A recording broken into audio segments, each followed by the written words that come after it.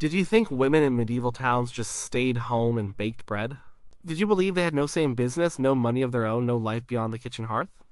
Prepare to have your mind blown about women's work in medieval towns, from the 1100s to the 1400s.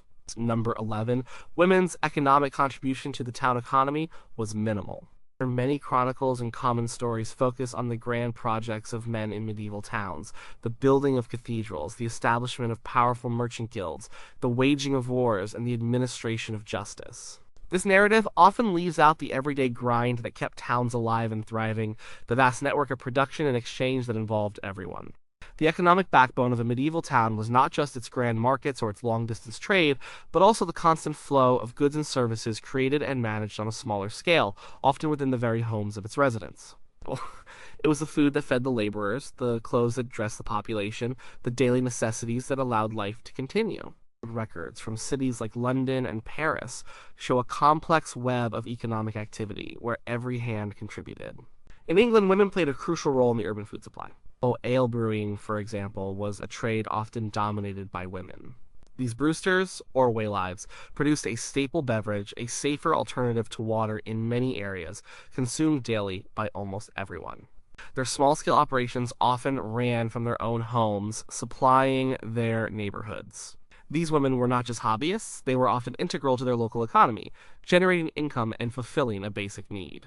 Tax rolls and court records from places like Norwich and Oxford frequently name women who paid taxes on their brewing profits or faced fines for selling substandard ale. These documents demonstrate their active participation in the commercial life of the town, not as mere background figures, but as direct economic agents. Their combined output from countless small establishments formed a significant part of the town's total production. Beyond brewing, women were deeply involved in the textile industry, a cornerstone of many medieval urban economies. From the processing of raw wool to the spinning of yarn, weaving of cloth, and ultimately the dyeing and finishing, women's labor was indispensable. In Florence, a city renowned for its textile production, women were heavily employed in the silk industry. They spun the delicate silk threads, dyed them vibrant colors, and sometimes even participated in the weaving of intricate patterns. Records from Florentine workshops show women earning wages for these highly skilled tasks. The sheer volume of cloth produced in towns like Florence, Ghent, or Bruges, much of it relying on female labor at various stages, highlights their collective contribution to the wealth and export capacity of these urban centers. The success of a city's primary industry often rested on the hands of its female workforce. Women also dominated the urban retail sector in many areas, particularly in markets. They sold produce grown in gardens surrounding the town, dairy products from their own animals, and prepared foods like pies, bread, and pastries. These market women, often referred to as regrators or hucksters, were vital links in the supply chain, connecting producers with consumers. They moved goods, often on foot, between rural areas and urban markets, facilitating trade and ensuring that townspeople had access to fresh provisions. Their daily transactions, though individually small, accumulated into substantial economic activity. City ordinances frequently regulated their sales practices, which itself shows their importance and presence in the urban economy. These regulations were not just about control. They acknowledged the significant role these women played in commerce. Furthermore, women ran a variety of businesses. Widows frequently inherited and managed their late husband's workshops, guilds, or shops, maintaining the family's economic standing. These women often continued trades such as goldsmithing, tailoring, or even larger merchant enterprises. For example, some London widows are recorded running successful drapery businesses or managing significant properties. Their ability to take over complex operations and maintain them, sometimes for decades, demonstrates their economic acumen and their direct impact on the town's overall economic health. They employed apprentices and journeymen, paid taxes, and participated in the civic life of their guilds and neighborhoods.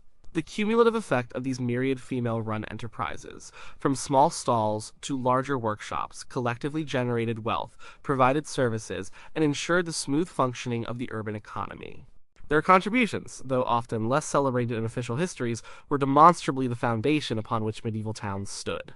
Number 10. Women's work was strictly segregated by gender. Always. A common perception suggests that medieval society rigidly assigned specific types of work to men and distinct types to women, with little to no overlap. This view often paints a picture of men engaged in heavy crafts, long-distance trade, and public administration, while women confine themselves to domestic chores or a few specific feminine occupations like spinning. However, historical records reveal a much more fluid and interconnected reality regarding labor division in medieval towns. While some general tendencies existed, the boundaries were frequently blurred, and many trades saw both men and women working side by side or performing similar tasks. Necessity, opportunity, and skill often dictated who did what, rather than a strict gender-based rule. Consider the ubiquitous textile industry. While spinning was overwhelmingly a female occupation across Europe, weaving, fulling, and dyeing often involved both men and women. In towns with thriving cloth production, like Ghent or Bruges, men might dominate the more mechanized or heavy weaving looms, but women were also skilled weavers, particularly for finer cloths or in domestic settings. The records from English towns show women working as weavers and even as fullers, a physically demanding process involving pounding cloth. In the silk industries of Italy, such as in Florence and Lucca, women were crucial not just for spinning and winding silk, but also for intricate weaving and embroidery, creating luxury goods that brought significant wealth to their cities. The very same workshops often employed both male and female artisans, each contributing their specialized skills to the final product. In the food and drink sector, a similar blend of labor was observed. While men often worked as master bakers in larger public bakeries, women were also extensively involved in bread making, either for their own households or for sale. The alewife, or brewster, was a common and important figure in most medieval towns, producing ale for commercial sale.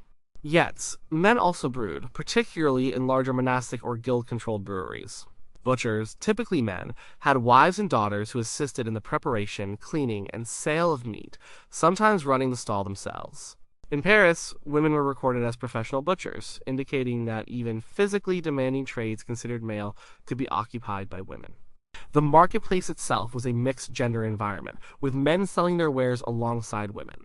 Even in trades perceived as exclusively male, women's involvement often extended beyond mere domestic support.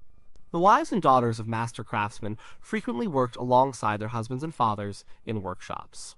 They learned the trade, assisted with production, managed accounts, and often took over the business entirely upon the death of the male head of household. A goldsmith's wife might be skilled in finishing pieces or managing the shop floor. A tailor's wife might cut fabric or assist with fittings. In many urban households, the entire family was the labor unit for a particular trade. This meant that women were not simply supporting their husbands, they were active participants in the production process, contributing directly to the craft. Legal records, tax documents, and guild ordinances from various towns, from London to Cologne, contain references to women engaged in a wide array of occupations, some of which might surprise modern observers. Women were recorded as parchment makers, scribes, bookbinders, painters, and illuminators. They sometimes even worked in construction as laborers or carrying materials, particularly in less specialized roles. While these roles might have been less common for women than for men, their very existence contradicts the idea of an absolute gender-based division of labor.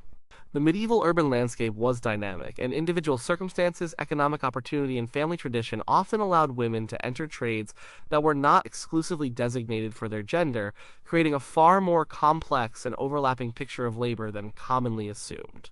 Number 9, prostitution was the only significant public work for lower-class women. The historical narrative sometimes unfairly focuses on prostitution as the most visible or prevalent form of public work for women from poorer backgrounds in medieval towns. While prostitution certainly existed in urban centers and was often regulated or tolerated by civic authorities, reducing the scope of working-class women's public labor to this single profession ignores the vast diversity of occupations that sustained their lives and contributed to the urban economy. The majority of lower-class women in medieval towns were engaged in an array of essential, often arduous, and economically vital jobs that were far removed from organized vice. They were the invisible backbone of daily urban life, performing tasks that were fundamental to the functioning of any medieval community. A substantial portion of lower-class women worked in domestic service. This was arguably the largest single category of employment for women, particularly young unmarried women or those who migrated from rural areas to towns seeking work. They served in the households of merchants, craftsmen, gentry, and professionals, performing tasks such as cooking, cleaning, laundry, fetching water, caring for children, and attending to the general upkeep of a household. These jobs were physically demanding and often involved long hours for modest wages, but they provided accommodation and sustenance and were a crucial rung on the economic ladder for many. Records from towns like York and Paris show countless individual entries for female servants in wills, household accounts, and court documents, demonstrating their widespread presence and economic importance. Beyond domestic service, many lower-class women were involved in various forms of street vending and petty commerce. They were the market women selling fruits, vegetables, eggs, and dairy products. They were the hucksters selling small manufactured goods, trinkets, or notions. They might also sell fuel like wood or charcoal or water, carrying heavy loads through the streets. These roles, though often small-scale, were fundamental to the daily provisioning of the town and provided an income for countless women. Their presence was a constant feature of urban life, their calls and cries filling the bustling streets and markets. Guilds often tried to regulate them, or city ordinances would mention their activities, underscoring their ubiquity. The production of food and drink offered numerous opportunities. While some brewsters were well-established business owners, many others were poor women brewing small batches of ale in their homes for immediate neighborhood sale, a means of daily income. Similarly, women often baked bread or pies to sell on the street or from their doorways. Laundresses were another common group, washing clothes in rivers or communal washhouses for a fee. Their work was essential for public hygiene and often quite laborious. These women were not operating large establishments. They were often struggling to make ends meet through sheer hard work and enterprise. Furthermore, lower-class women found employment in various manual and unskilled labor roles. They might assist in construction, carrying materials, or performing basic labor. They worked in agricultural fields on the outskirts of towns, harvesting crops or tending livestock. They were involved in the initial stages of textile production, such as carding wool or spinning thread, often piece-rate work that allowed them to earn money from home or in small groups. These were not glamorous jobs, but they were pervasive and provided legitimate means of survival for a significant portion of the female urban population. The sheer volume of evidence for these varied occupations in tax records, court cases, and chronicles shows that while prostitution existed, it represented only a fraction of the ways in which lower-class women made a living in medieval towns. Number 8. Women were completely dependent on men for income. A widespread belief suggests that medieval women were entirely reliant on male relatives, fathers, husbands, or brothers for their financial security and livelihood. This perspective often overlooks the significant economic autonomy and earning potential many women possessed, both within and outside the confines of marriage. While legal structures and societal norms often placed women in a subordinate position to men, especially married women, the practical realities of urban life often necessitated and allowed for women's independent economic activity. Many women were primary income earners for their households, managed their own finances, and contributed substantially, sometimes even solely, to the family's economic well-being. Single women, often referred to as feme sole in English common law, held a distinct legal status that granted them significant economic rights. They could enter into contracts, own property, sue and be sued, and engage in trades and businesses independently. These women often supported themselves through a variety of occupations. They worked as domestic servants, earning wages and saving for their future. They established themselves as artisans, shopkeepers, or providers of services. For example, a single woman might run a small tavern, a millinery shop, or work as a professional scribe or illuminator. Well, their earnings were their own, providing them with a degree of economic independence not always associated with medieval women. Records from places like London and Paris show numerous instances of unmarried women successfully running their own businesses and managing their finances, sometimes even accumulating significant wealth. The widows, perhaps even more prominently, exercised considerable economic agency. Upon the death of their husbands, widows often inherited property, businesses, and guilds. The custom in many towns, especially in Northern Europe, was for the widow to continue her husband's trade, thereby preserving the family's livelihood and social standing. These widow managers were not just figureheads, they actively managed workshops, trained apprentices, dealt with suppliers, and sold goods. A widow might take over a goldsmith's shop, a draper's business, or a large mercantile venture, becoming a substantial economic player in her own right.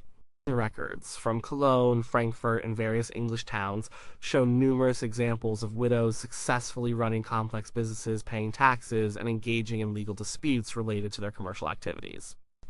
They were often responsible for supporting not only themselves but also their children and other dependents, demonstrating their capacity as independent economic actors. Even married women, though legally subject to their husbands in many jurisdictions, frequently engaged in independent economic activity.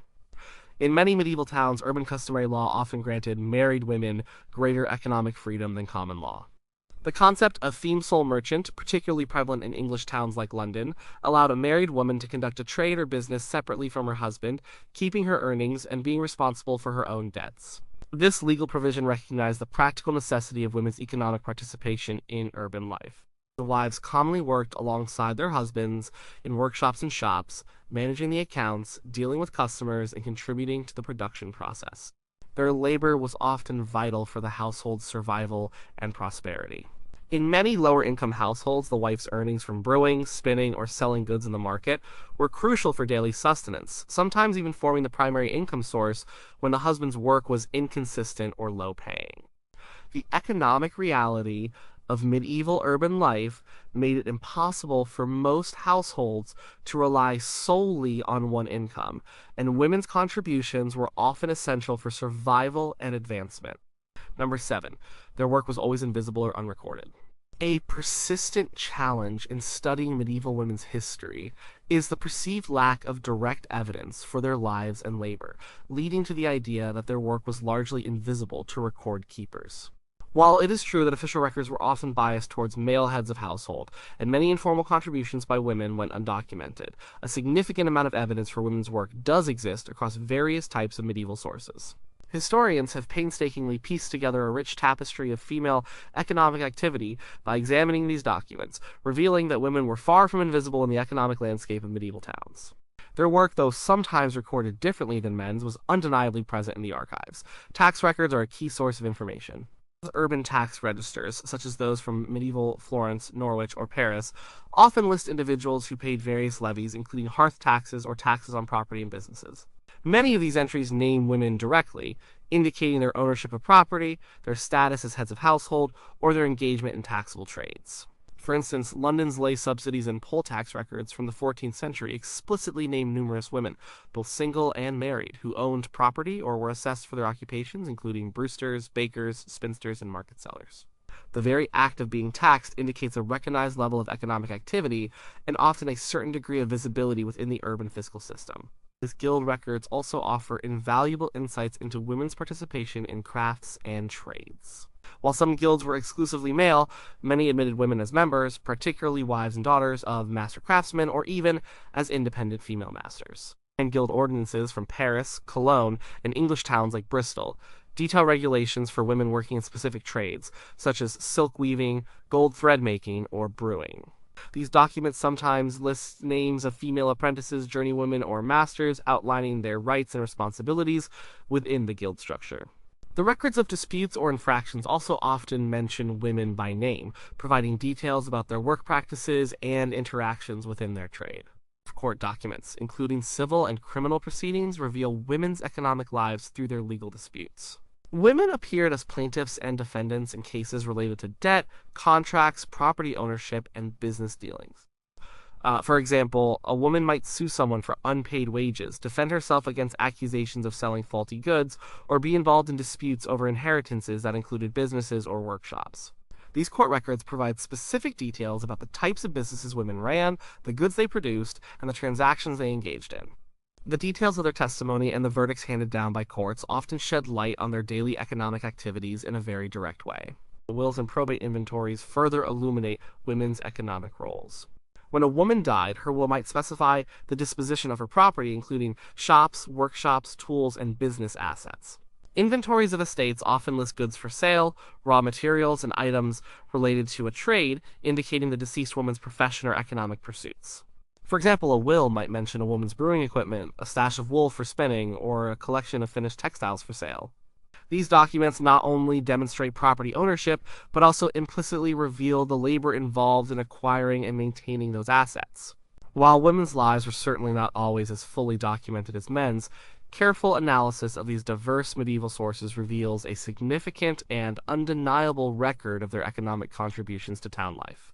Number 6. Public life was for men only. The image of medieval public life often conjures scenes dominated by men knights on horseback, merchants in bustling markets, town councilors in solemn assembly, and clergymen in pulpits. This portrayal suggests a stark division where women were confined to the private sphere of the home, with minimal involvement in the public spaces and activities that defined urban existence. However, the reality was much more nuanced. Medieval towns were vibrant, densely populated centers where public and private life often merged, and women were a constant, visible, and active presence in many aspects of public life, from commerce to religious observance and even certain legal proceedings. Their participation in public spaces and events was not only tolerated, but was often essential for the smooth functioning of the community. The marketplace was perhaps the most obvious public space where women were overwhelmingly present and active. Market squares, street corners, and designated trading areas were filled with women selling their wares: bread, ale, vegetables, eggs, textiles, and various small manufactured goods. These market women, often called hucksters or regraders, were not just passive vendors. They engaged directly with customers, negotiated prices, and interacted with market officials. Their voices were heard, their presence was undeniable, and their economic activities were central to the daily provisioning of the town. These city ordinances frequently regulated their activities, indicating their widespread and recognized presence in public commerce. The very fabric of urban economic life was woven with the daily interactions of women in the market. Beyond commerce, women participated actively in public religious life. They attended church services, participated in religious processions, and joined confraternities or guilds dedicated to specific saints or charitable works. These activities brought women into public spaces alongside men, fostering community bonds and providing opportunities for social interaction outside the immediate family. In many towns, women contributed to the building and maintenance of churches and chapels through donations or labor. They also participated in public pilgrimages, sometimes traveling significant distances. These spiritual journeys were important communal events and brought women into contact with a broader public world. Women also engaged in public legal processes. While high-level legal and political administration was typically male-dominated, women appeared frequently in lower courts, especially those dealing with local disputes, debt, property, and minor offenses. They served as plaintiffs, defendants, and witnesses, presenting their cases, giving testimony, and defending their rights in open court. For instance, in London's Husting Court and other city courts, women are recorded pursuing debts, claiming property, or defending their reputations. These legal interactions meant that women were not only present in public judicial spaces, but actively participated in the legal system, articulating their grievances and seeking justice, often in front of their peers. Furthermore, women were visible in the daily street life of medieval towns. They moved between their homes, shops, churches, and markets, often carrying goods, fetching water, or simply navigating the urban environment. The streets were their thoroughfares, shared with men, children, and animals. Women also formed part of the public audience for various forms of entertainment, from street performers to religious plays. They were spectators at public punishments and celebrations, part of the broader urban populace that shaped the atmosphere of the town. While their roles in political governance were limited, women's constant and active presence in public spaces, from the marketplace to the court, demonstrates that public life was far from an exclusively male domain in medieval towns. Number 5. Childbearing completely stopped women's work. The demands of childbearing and childcare are often assumed to have been an insurmountable barrier to women's continuous participation in medieval urban workforces. The belief suggests that pregnancy, childbirth, and the subsequent years of nursing and raising young children would have effectively removed women from the productive labor force, confining them to domestic duties. While childbirth was undoubtedly a physically demanding and often dangerous experience, and early childcare required significant attention, the reality of medieval urban life shows that women found numerous ways to integrate their reproductive roles with their economic contributions. The idea of a complete halt to work due to childbearing does not align with the practical necessities and flexible structures of medieval urban economies. For many women in medieval towns, work was intrinsically linked to their homes. Workshops and shops were often located on the ground floor of a family dwelling, with living quarters above or behind. This integrated setup allowed women to combine their productive labor with childcare responsibilities. A brewster could tend her vats while simultaneously looking after her children within the same space. A shopkeeper could sell wares from her counter while an infant slept nearby or older children played within sight. This domestic work environment meant that a woman did not have to leave her children to go to a separate workplace, making it feasible to manage both roles concurrently. This was a common arrangement for countless artisans, merchants, and small-scale producers. Furthermore, medieval families often operated as economic units, with all members contributing to the household enterprise. Their older children, other relatives, or servants might assist with childcare, freeing up the mother for more intensive labor. A new mother might resume her work shortly after childbirth, with family members providing support for the infant. For instance, a woman selling produce in the market might bring her young child with her, nursing the baby between transactions or having an older child or relative keep watch. This communal approach to childcare within the extended family or household allowed for greater flexibility in women's work lives. The nature of many female-dominated occupations also allowed for intermittent or part-time work, accommodating the demands of childcare. Spinning, for instance, could often be done at home in short bursts between other duties or while supervising children. Many women engaged in piece rate work, such as sewing or knitting, which offered flexibility in hours and location. This meant that even if a woman had to reduce her working hours during the most demanding periods of infancy, she could still contribute economically in a meaningful way. The ability to work from home, to set one's own pace to some extent, and to integrate work with domestic life meant that childbearing did not necessarily lead to a complete withdrawal from productive labor. While the exact timing of a woman's return to full-time work after childbirth varied, evidence suggests it was often much quicker than modern assumptions might suggest, driven by economic necessity. Records of women engaged in strenuous manual labor, like agricultural work in fields bordering towns, or even certain aspects of construction, indicate that even physically demanding jobs were resumed.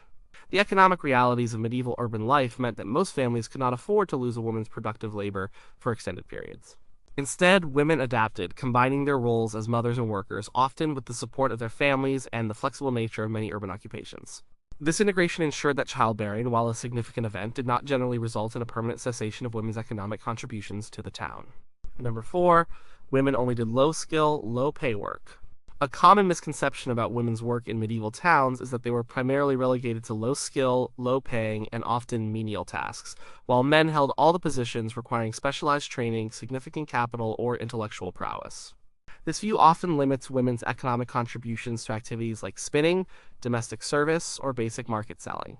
However, historical records reveal that many women in medieval towns engaged in highly skilled professions, managed complex businesses, and earned substantial incomes, demonstrating a much wider range of expertise and economic influence than is often acknowledged. Their contributions spanned from intricate crafts to sophisticated intellectual and commercial endeavors. In the textile industry, while some tasks were indeed low skill, women were also master artisans in highly specialized areas. For example, in the silk weaving guilds of Paris and Florence, women spun the delicate silk threads, but also worked as master weavers, producing exquisite and expensive fabrics that required immense skill, precision, and artistic ability. The Parisian records specifically mention female silk women, who managed workshops, employed apprentices, and created luxurious goods for the elite. Similarly, women were renowned embroiderers, creating elaborate designs for ecclesiastical vestments, noble garments, and tapestries. The skill involved in these crafts was considerable, and the products commanded high prices, contributing significantly to the urban economy. Beyond textiles, women held skilled roles in the book production industry. While scribes and illuminators are often imagined as monks or male clerks, women also worked as professional copyists, painters of manuscripts, and bookbinders. Christine de Pizan, an educated widow in late 14th and early 15th century Paris, stands as a prominent example. She became a professional writer, commissioning her own manuscripts, employing scribes and illuminators, some of whom were women, and running a literary workshop. Her intellectual and artistic work was a highly skilled and financially successful enterprise, demonstrating that women could thrive in learned professions. Women also managed complex businesses that required significant commercial acumen and organizational skills. The widows often inherited and ran large mercantile operations, sometimes dealing in international trade or substantial properties. For instance, in London, wealthy drapers' widows continued their husbands' businesses, managing vast inventories, extensive networks of suppliers and customers, and employing numerous staff. These enterprises involved financial risk, strategic planning, and a deep understanding of market dynamics, skills that were far from low skill. Some women even engaged in money lending, a business requiring financial literacy and careful management of risk. Even in professions sometimes associated with lower skill levels, women often demonstrated considerable expertise. Brewsters, particularly those operating larger establishments, needed to understand brewing science, manage supply chains for ingredients, and handle distribution. Midwives, while often considered traditional healers, possessed specialized medical knowledge, practical skills in childbirth, and were crucial public health figures in their communities.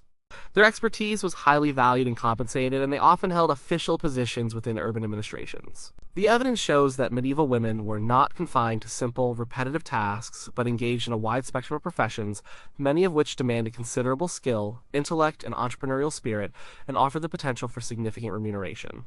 Number 3. Guilds excluded women completely. The medieval guild system is often portrayed as an exclusively male domain, powerful brotherhoods of craftsmen and merchants that regulated trades, trained apprentices, and wielded considerable civic influence. This image suggests that women were entirely shut out from these important economic and social organizations.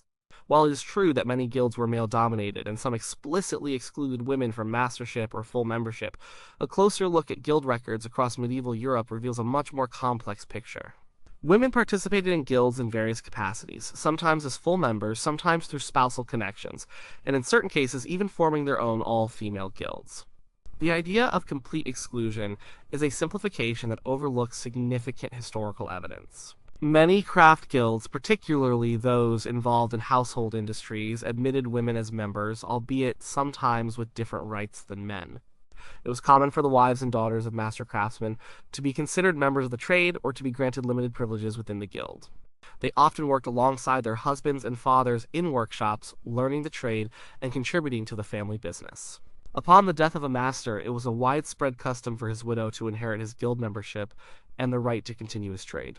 These widow masters were not merely nominal figures. They actively managed workshops, trained apprentices, employed journeymen, and participated in guild activities. Records from guilds of various trades, including goldsmiths, tailors, bakers, and drapers in towns like London, York, and Cologne, show numerous instances of widows successfully maintaining guild businesses for many years. Some guilds even had explicit provisions for female members. In Paris, the regulations for the Guild of Silk Women, or lingeries, were entirely dedicated to female practitioners of silk weaving, spinning, and embroidery. These were not subordinate guilds, but autonomous organizations run by women, for women, demonstrating a high degree of professional organization and autonomy. Similarly, there were all-female guilds of gold thread makers and other specialized textile crafts in various European cities. These examples show that women not only participated in guilds, but could also form and manage their own professional associations, regulating standards, training new members, and protecting their economic interests. Even in male-dominated guilds, women were often listed in account books, participating in guild feasts, or benefiting from guild charities, indicating a recognized, if sometimes secondary, affiliation. They were often referred to as sisters of the guild, even if they did not hold full master status. Furthermore, in less formally structured trades or in those outside the strict guild system, women often dominated, creating de facto female-controlled industries. Brewing, for example, was overwhelmingly a female-run industry in many towns, with alewives forming a distinct economic group, even if they did not always have a formal guild structure recognized by the town council. The presence of women in guild records as wives, daughters, widows, independent masters, or members of all female guilds demonstrates that the guild system was not a monolithic barrier to women's participation. While the extent of their inclusion varied by region, specific trade, and time period, the idea that guilds completely excluded women is inaccurate. Instead, guilds often reflected and adapted to the realities of urban household economies, where women's labor was an indispensable part of commercial and craft production. Number 2. Women couldn't own property or businesses. The perception that medieval women lacked the legal and economic capacity to own property or operate businesses is a common misconception, heavily influenced by later legal developments or an incomplete understanding of medieval urban customary law.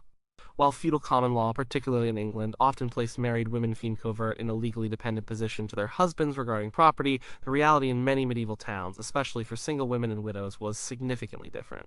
Urban centers frequently developed their own customary laws that granted women, both married and unmarried, substantial rights to acquire, manage, and inherit property and to conduct their own businesses independently.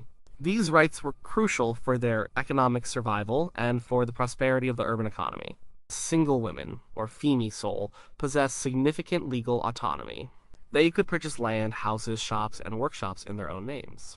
They could enter into contracts, borrow and lend money, and engage in various forms of commerce without requiring male consent. Records from English towns like London, York, and Norwich show single women buying and selling property, being parties in legal disputes over land, and paying property taxes. In Italian city-states like Florence, women from wealthy families might inherit or manage substantial dowries that included urban properties or financial assets, which they could then use as capital for investments or business ventures. This independent legal status allowed single women to be significant economic actors in their own right, accumulating wealth and participating fully in the urban property market.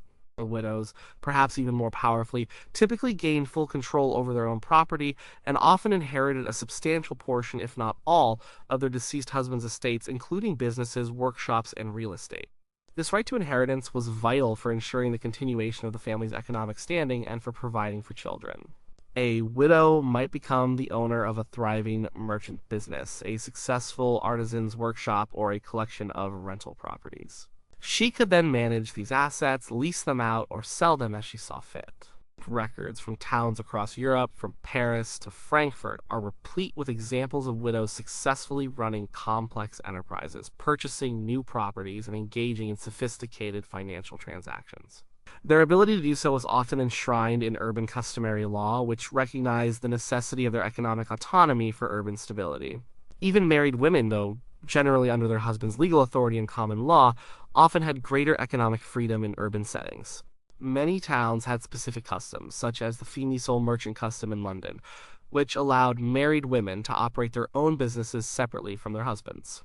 Under this custom, a married woman could enter into contracts, incur debts, and manage her business as if she were single. Her husband was not typically liable for her business debts, which provided a clear legal separation of their economic activities. This custom was a direct response to the economic realities of urban life, where women's independent contributions were crucial. Additionally, many married women held separate property, such as their dowries, which their husbands could not always control or dispose of without their consent. These dowries could include land, houses, or money, providing women with a direct stake in property ownership and often serving as working capital for family businesses. The evidence clearly demonstrates that women in medieval towns, particularly if single or widowed, or under specific urban customs, had substantial rights to own property and run businesses, making them active and visible participants in the urban economy. Number 1. Women were only domestic. The pervasive belief that women in medieval towns were confined exclusively to the domestic sphere, occupied solely with household chores like cooking, cleaning, and childcare, paints an incomplete and inaccurate picture of their lives. This narrow view often suggests that women had no role beyond the home, no engagement in the broader economic or social life of the town. However, a vast array of historical evidence from various medieval urban centers across Europe clearly demonstrates that women were deeply and widely involved in productive labor outside the strict confines of their own households. Their work was essential for the functioning of the urban economy and society, extending far beyond the hearth. Many women in medieval towns were active participants in craft production. The textile industry, a cornerstone of many urban economies, relied heavily on female labor. The women spun wool and flax into yarn, often a full-time occupation that took place either in their homes for merchants or in communal settings. They also worked as weavers, dyers, and finishers, particularly in the production of fine linens and silks. In centers like Florence, women were integral to the lucrative silk industry, performing intricate tasks that contributed to high-value exports. The records from Parisian craft guilds mention female silk women and gold thread makers who ran their own workshops and employed other women, indicating a professional craft life that extended well beyond the domestic. The food and drink industries also saw extensive female participation. Women were the primary producers of ale, a staple beverage consumed daily by most of the population. These alewives or brewsters operated commercial brewing businesses from their homes, supplying their neighborhoods with this essential commodity. Their tax records from English towns, like Norwich and Oxford, frequently list brewsters, indicating their recognized commercial activity. Women also worked as bakers, selling bread, pies, and pastries from their own establishments or in market stalls. They were butchers, fishmongers, and sellers of various foodstuffs in the bustling urban markets. These roles were inherently public, requiring constant interaction with customers and participation in the wider commercial life of the town. Beyond craft and food production, women engaged in a multitude of other urban occupations. They ran inns and taverns, managing staff, serving patrons, and often providing lodging. These establishments were significant public spaces, and their female proprietors played a crucial role in the town's social and economic life. Women were shopkeepers, selling everything from cloth and clothing to notions and small manufactured goods. They worked as domestic servants in the households of wealthier citizens, a widespread form of employment for single and poorer women, which took them out of their own homes and into others. Women were also active in petty commerce, acting as street vendors, selling produce, fuel, or other small items from makeshift stalls or by simply walking through the streets. Furthermore, women provided essential services. They were laundresses, washing clothes for others. They were midwives, a highly respected and vital profession that involved delivering babies and providing prenatal and postnatal care. Some women even worked in specialized roles, such as scribes copying manuscripts, illuminators decorating books, or even as laborers in construction or agriculture on the outskirts of towns. These diverse roles, spanning from highly skilled crafts to essential services and manual labor, demonstrate that the vast majority of women in medieval towns engaged in productive work that went far beyond mere domesticity, contributing actively and visibly to the urban economy and public life.